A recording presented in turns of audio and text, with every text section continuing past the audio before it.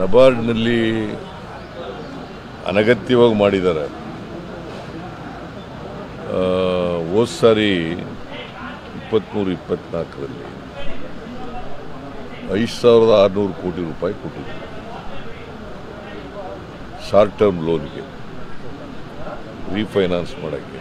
ಈ ಸಾರಿ ಇಂಡಿಕೇಟ್ ಮಾಡಿರೋದು 2,340 ಕೋಟಿ, ಅಂದರೆ 58% ಲಾಸ್ಟ್ ಇಯರ್ಗಿಂತ ಈ ವರ್ಷ ಕಡಿಮೆ ಆಯಿತು.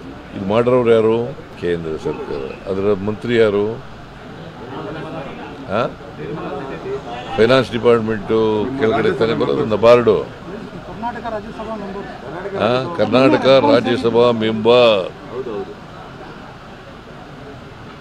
ಈಗ ನಮಗೆ 4.5%ಗೆ ಕೊಡ್ತಾರೆ ನಬಾರ್ಡ್ನವರು. 4.5% ಬಡ್ಡಿ ದರದಲ್ಲಿ ದೇ ಆರ್ ಚಾರ್ಜಿಂಗ್ ಓನ್ಲಿ 4.5%. 5,600 ಕೋಟಿಗೆ 4.5%. ನಾವು ಈಗ 5 ಲಕ್ಷದವರಿಗೆ ಶಾರ್ಟ್ ಟರ್ಮ್ ಲೋನ್ಗೆ 5 ಲಕ್ಷದವರಿಗೆ ಬಡ್ಡಿ ತಗೊಳ್ಳಲ್ಲ. ಅಂದರೆ 4.5% ಕೊಡ್ತಾರಲ್ಲ, ಆ 4.5% ನಾವು ಕಟ್ತೀವಿ.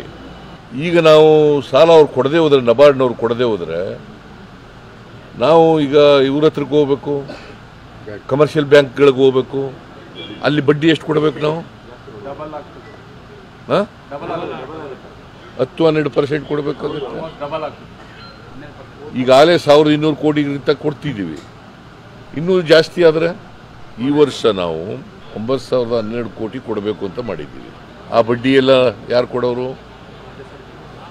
ಇದು ಕೇಂದ್ರ ಸರ್ಕಾರದ್ದು ಜವಾಬ್ದಾರಿ ಇಲ್ವಾ?